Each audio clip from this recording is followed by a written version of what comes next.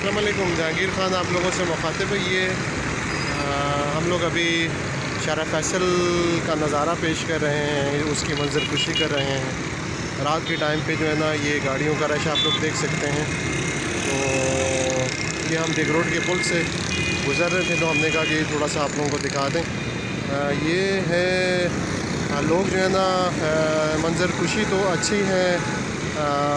आप ये जो एरिया है, ये जो मलीर की तरफ जो रोड सिटी सेंटर से मलीर कायदाबाद और उस तरफ का ये मंज़र मैं आपको दिखा रहा हूँ।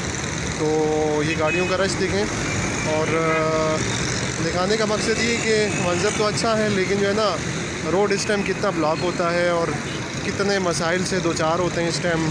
जॉब करने वाले जो लोग होते हैं, जो